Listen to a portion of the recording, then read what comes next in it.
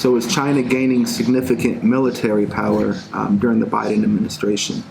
And the key theme throughout this academic paper that I had researched and developed really is international relations. And when we look at that from a political perspective, we learn that international relations is somewhat of a newer field of study within the field of politics. And what it does is it examines from a narrow point of view different relationships between different states or countries throughout the world that we live in.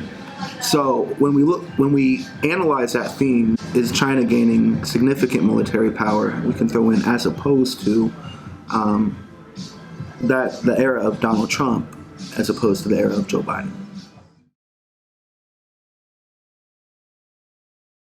When I listen to that question, I really see two different factors. There's two key components that I would like to focus on in order to answer that.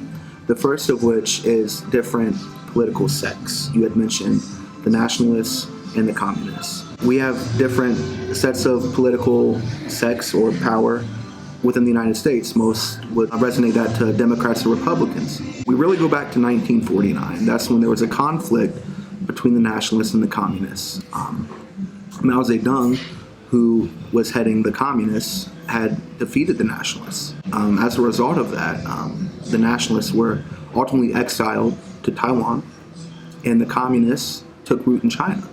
Prior to that, China was ruled by an empire. Mao Zedong and his forces outpowered the nationalists.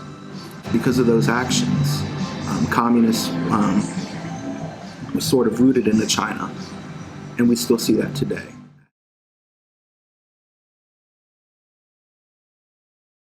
We have to really look at a term within international relations. That term is level of analysis.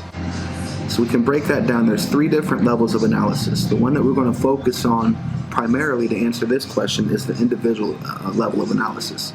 And that really draws its focus on the perceptions, choices, and actions of individual human beings.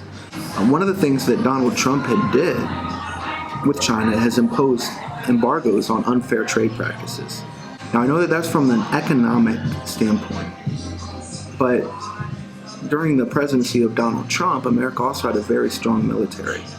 Now, we kind of contrast that to the current administration, Joe Biden's presidency, the events that happened in Afghanistan in August of 2021.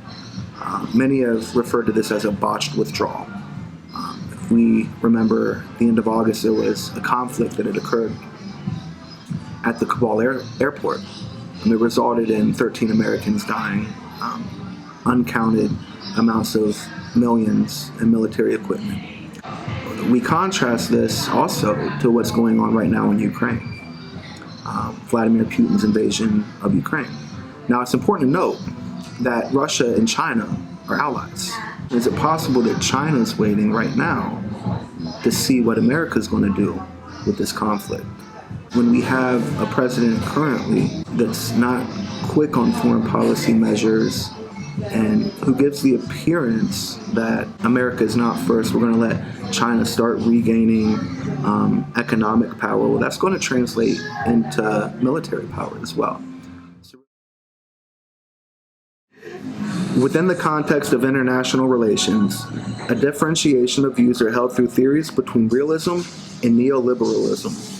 Realists hold that within the evidence of historical figures, the significance of power politics is not only timeless, but cross-cultural. On the other side of the spectrum, neoliberalists hold that reciprocity can be an effective strategy for achieving cooperation within a situation where conflicting interests are present. Within the political structure of communism, President Xi is simply carrying on what Mao Zedong started.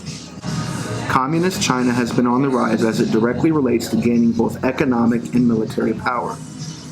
Although Donald Trump fostered a different relationship with China, China did not make much advancement during his presidency as it directly relates to advancing military and economic power. To the contrary, Joseph Biden's alleged incompetency and weakness from other political leaders has diminished the safeguards installed by the previous administration. Therefore, I reasonably conclude that China has and will continue to gain significant military power during the Joe Biden administration.